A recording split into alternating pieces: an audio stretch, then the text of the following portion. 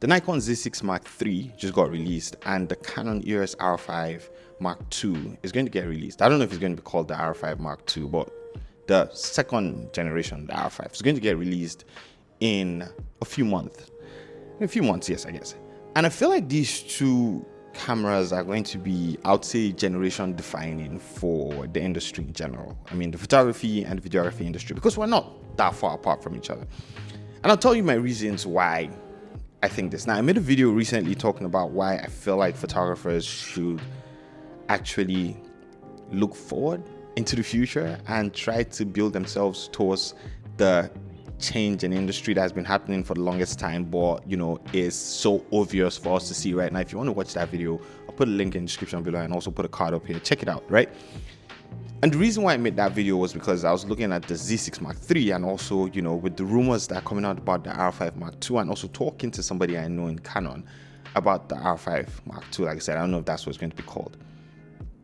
These cameras have become very video centric. Now, when it comes to photography, I feel like we are making minute steps. For example, you might see a fully stacked sensor, but in the sense of the Nikon Z6 Mark II, a partially stacked sensor. So yes, you might get a little bit more dynamic range.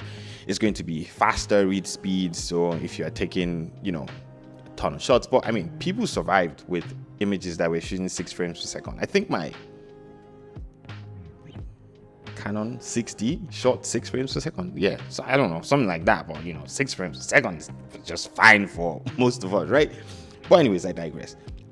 But these cameras have become very video centric, right? And over the next few years, a few things are going to happen. Most cameras right now are coming with better and better video functions, right? These video functions are going to get better on the top end cameras, and with the way technology is growing, it's going to trickle down to the lower end cameras, like consumer cameras. And that's what we're seeing with the Z6. The Z6 can shoot 6K up to 60 frames per second, and it can shoot Nikon RAW.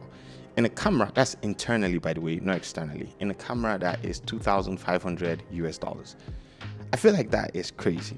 And like I said, there's a shift in the industry right now towards creating more video focused functions. And that's because I feel like that's where you can actually make the biggest gains right now in terms of technology.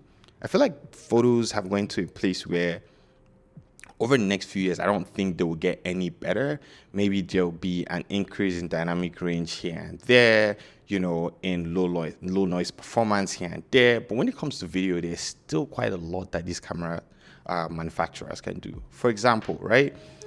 I feel like we're going to get to a point where consumer cameras will be able to shoot raw videos that are, I would say, easy enough for our computers to process. The same way right now we can shoot raw photos.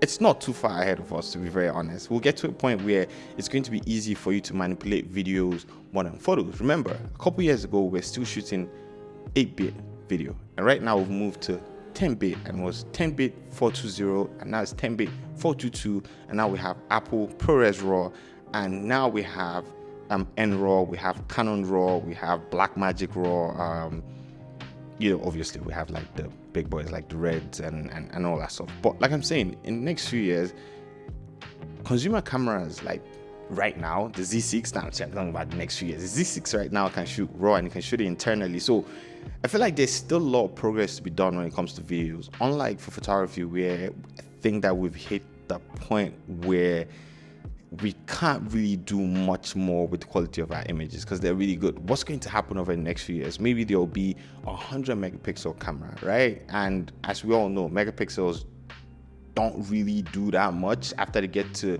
a certain point. It's kind of like the law of diminishing returns, right? So are you going to get enough quality for the file sizes that are getting? Like, cause it gets to a point where it's like 100 megapixels on a full frame sensor, right?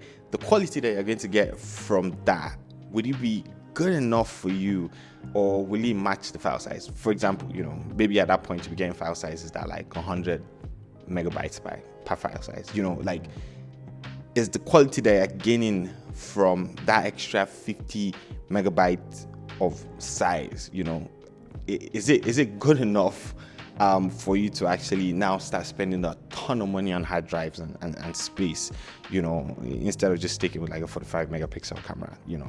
Like I said, law of diminishing returns, and these are things that we have to think about, right? But for video, there's still quite a long way to go. So that's why I feel like these two cameras actually focusing more on video than the photography aspect, because I feel like when it comes to photography, the R5 Mark II, if that's what it's called, like I said, is going to come out with the same photo functions, because it's still the same 45 megapixel sensor. Maybe it's going to be different, who knows, but it's still going to be 45 megapixels according to the rumors, right?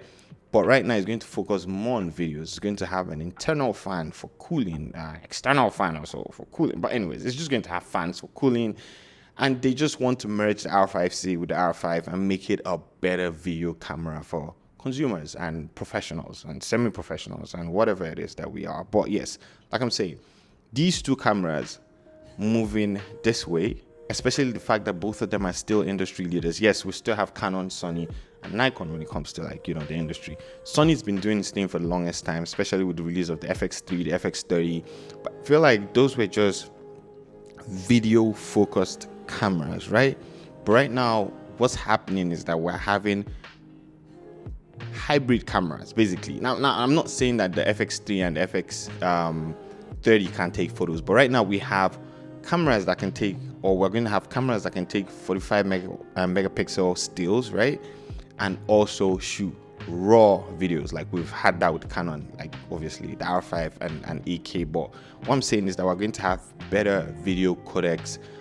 These cameras, bringing better video features like maybe peaking and what do you call all that stuff. But anyways, just bringing features from their cinema cameras into their video cameras over the next few years. And these two cameras, I feel like, are going to be the next evolution of camera technology. Like I said, it's going to keep trickling down, and over the next few years, you guys are going to come back and maybe see this video and be like, oh, yeah, I mean, Prince didn't predict it, it's already happening, but you get what I'm saying. Anyways, thank you so much for watching today's video. Are you going to get the R6? Are you going to get that's the R6 Mark III? Are you going to get the R5 Mark II? Are you going to stick with the camera that you already have? I don't know. Just let me know, and let me know what you guys think about this. Anyways, I'll see you guys in the next video. Have an amazing day, guys. Peace.